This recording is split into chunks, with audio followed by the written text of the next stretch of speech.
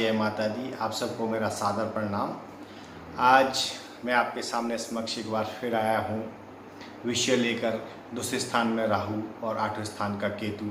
हमारे जन्म पत्रिका के अनुसार हर मनुष्य को अगर मान लीजिए दूसरे स्थान में राहु और आठवें स्थान में केतु है तो क्या फल प्राप्त होगा। तो दूसरा स्थान होता है हमारा घर परिवार, आपकी आय, इनकम और आपके संपूर्ण जीवन के जो भी धन की प्राप्ति होगी, कर्म का क्षेत्र जो बनेगा, यानी कि आपकी बोलने का स्थान, वाक्य जिसको कहते हैं, आप मुख से निकलने वाले शब्द जो हमारे होते हैं अच्छे या बुरे, उस पर हमारे दूसरे स्थान में जब राहु बैठा होता है तो क्या फल देता है, इसकी जानकारी आपको हम देंगे विस्तृत में। और आठवें स्थान में केतु होता है तो उसका क्या फल प्राप्त होता है। दूसरे स्थान में राहु अगर आपका शुभ बैठा है, जातक की कुंडली में शुभ स्थान है, धन स्थान में बैठा, शुभ होकर बैठा है, तो डेफिनेटली ये बहुत अच्छे आपको प्रभाव देता है जीवन में। राहु ही एक ऐसा ग्रह है जो ब्रह्मांड में, यानी कि इस पूरे संसार में जितना भी आप इमेजिन करते हैं, बड़े से बड़ा जो आप सोचते हैं, वो राहु की ही एक देन होती है। राहु आपका व्यक्तित्व है, आपको बोलने में एकदम प्रवीण बनाता है, सक्षम बनाता है। चार लोगों में जब बैठना उठना तो आपको वो सभ्यता प्रदान करता है। चार लोगों में आपको सब प्रकार के बोलने की जो परिस्थिति होती है उससे आप पहले से अवगत होते हैं, यानी कि एक अधिवक्ता, अच्छा अधिवक्ता बनाता है। और धन प्राप्ति के लिए किस प्रकार, कहाँ पे, किस मनुष्य के साथ उसे कैसी बात करनी है, किस व्यक्ति से कैसी बात करनी है, उसमें भी वो आपको भरपूर सहयोग देता है।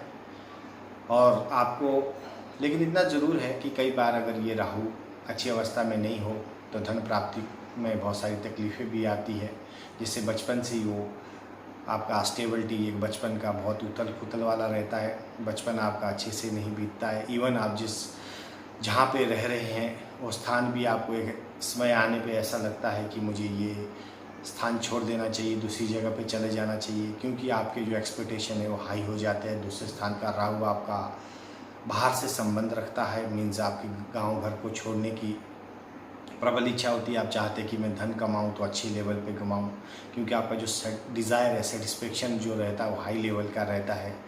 और राहु का तो काम ही वही होता है कि आपको ये बड़े सपने में लेके जाता है और मेहनत भी करवाता है। आपको उसमें बोलने की तार्किक क्षमता जो रहती है उसमें भी आपको ये निपुण बनाता है।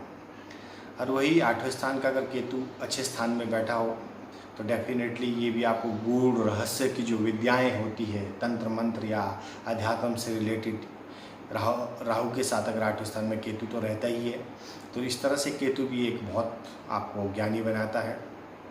केतु को तो मोक्ष कारक भी कहा गया है कि मनुष्य को जीवन में जो मोक्ष प्राप्त होता है, कुंडली में केतु का स्थान देखा जाता है कि सच में ये मनुष्य को क्या इस जन्म में मोक्ष प्राप्त होने के योग है।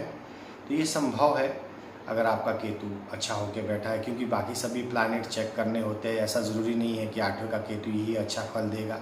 केतु किसी भी घर में हो या राहु भी किसी भी घर में हो, अगर वो अच्छे स्थान में, तभी माना जाएगा कि बाकी तो जो साथ में 9 ग्रह का जो सम्मिश्रण है, ये पूरा 9 कुंडलियों में, यानी कि 7 ग्रह और साथ में आते हैं, तो उनका सपोर्ट इस कुंडली में राहु और केतु को किस तरह का मिलता है, या किसकी नज़र किस ग्रह पे किस आधार पर पड़ती है, उसके आधार पर ये कहा जा सकता है कि आपका केतु बलवान है। अगर केतु बलवान है तो डेफिनेटली आपको पुत्र सुख की प्राप्ति होती है, आपको आकस्मिक धन योग का लाभ भी होता है। पर केतु क्या करता है कि आपको कहीं ना कहीं एक सेटिस्फैक्शन गोल जो कहते हैं, इसीलिए इसे मोक्ष कारक कहा गया है, क्योंकि जो सेटिस्फैक्शन गोल होता है, आप सेटिस्फाइड होते जाते हो, यानी कि चीज़ों को छोड़ता जाता है, फिर अगली चीज़ गूढ़ रहस्य की विद्या को प्राप्त करना, तंत्र मंत्र की विद्या प्राप्त करना। इवन एक अच्छा ज्योतिषी भी आपको ये बना सकता है, ज्योतिषाचार्य जिसे कहते हैं। आपकी जन्म कुंडली के बारे में जिस प्रकार से हम बता रहे हैं, वैसे आपके अंदर अगर आठवें स्थान का केतु और दूसरे स्थान का राहु है तो एक अच्छे वक्ता के नाते आप अच्छी विद्याओं के ज्ञाता, अध्ययन, शास्त्र और अपने ग्रंथों के आधार पर आप एक अच्छा अध्ययन करने वाले होते हैं।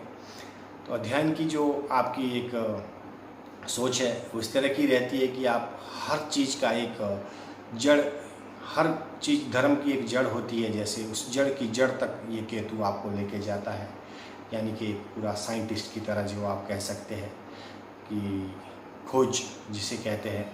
तो इस प्रकार ये किसी भी क्षेत्र की जो खोज कहती है वो हमारे केतु से देखी जाती है।